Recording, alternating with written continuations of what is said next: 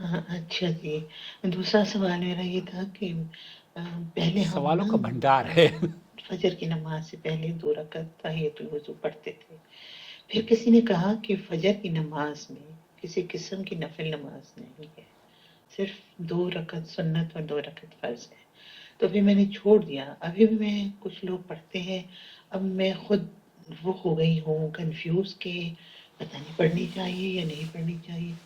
لوگ مجھ سے پوچھتے ہیں، میں کوئی عالمہ نہیں، لیکن جو تھوڑا بہت میں حاصل کرتی ہوں ادھر ادھر سے، آپ جیسے علماء سے، مجھے تو وہ بتا دیتی ہوں۔ اب مجھے اس بات کے بارے میں پلیز مجھے جاننا ہے کہ آیا فجر کی نماز سے پہلے ہم 2 رکعت تحیۃ الوضو پڑھ سکتے ہیں یا نہیں؟ میں نے تو اب چھوڑ دیا ہے۔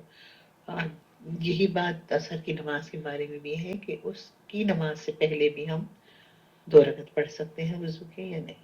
بہت مہربانی، آپ ٹو دی پوائنٹ مجھے جواب دیں گے تو مجھے تسلی ہو جائے گی۔ ٹو دا پوائنٹ میں جواب دوں گا، ٹو دا پوائنٹ آپ سوال کریں گی تو ٹو دا پوائنٹ سوال کا جواب دیا جائے گا۔ اب آپ اتنی تفصیل سے سوال کریں گی تو کیا میرا حق نہیں بنتا کہ میں آپ کو تھوڑا سا تفصیل سے بتا سکوں؟ آپ دیکھ رہے ہیں نو ٹی وی جدہ اور میں ہوں آپ کا دوست، آپ کا ہوسٹ محمد عاقل، جدہ سے، مملکت سعودی عرب۔ سماحت الشیخ عبدالعزیز بن باز مفتی مملکت سعودی عرب سے یہی پوچھا گیا ہے، ہم بعض مرتبہ نماز کے لیے تیار ہوتے ہیں اور نماز کے لیے ایسا وقت بھی ہوتا ہے کہ ہم سنن نہیں پڑھ سکتے، کہا جاتا ہے کہ وقت نہیں ہے۔ یہ وہ وقت نہیں ہوتا ہے جو ممنوع اوقات ہوتے ہیں نا، جن اوقات میں آپ نماز تحیۃ الوضو نہیں پڑھ سکتے، یہ سائل نے کہا ہے۔ خصوصاً فی ایام الجمعہ، خاص طور پر جمعے کے دن ہو یا عصر، بعد العصر، عصر کی نماز کے بعد ہو، یا پھر فجر سے پہلے جیسے آپ نے کہا۔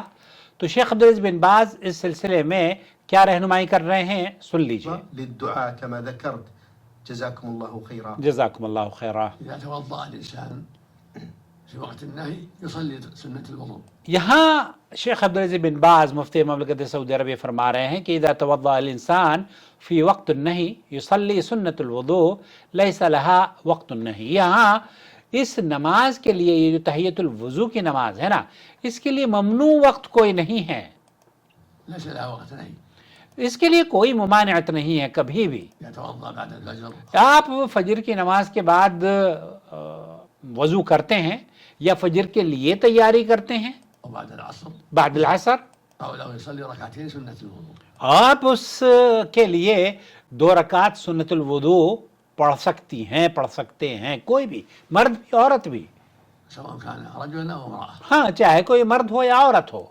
وهكذا لو دخل المسجد بعد ہاکذا لو دخل المسجد، اگر آپ مسجد میں داخل ہوتی ہیں، العصر وبعد الفجر، آپ عصر کی نماز یا فجر کی نماز کے بعد، شرع له يصلي تحية المسجد، آپ اس کے لیے بھی تحیۃ المسجد کے لیے بھی کوئی وقت نہیں ہے، ممنوع وقت نہیں ہے، تو آپ وہاں پر بھی آپ کے لیے اجازت ہے، آپ تحیۃ المسجد بھی پڑھ سکتی ہیں، اور اگر آپ دونوں کو ملانا چاہیں، مثال کے طور پر آپ نے وضو کر لی اور آپ مسجد میں گئی ہیں، تو آپ تحیۃ الوضو اور تحیۃ المسجد دونوں 2 رکعت نماز ایک تیر سے 2 شکار ہو جائیں گے آپ کے، الحمدللہ۔ وهكذا لو كسرت الشمس بعد العصر، عصر کی نماز کے بعد بھی خلاصہ کلام یہ ہوا کہ آپ کی جو سمجھ میں کسی نے آپ کو بتایا تھا وہ درست نہیں بتایا تھا۔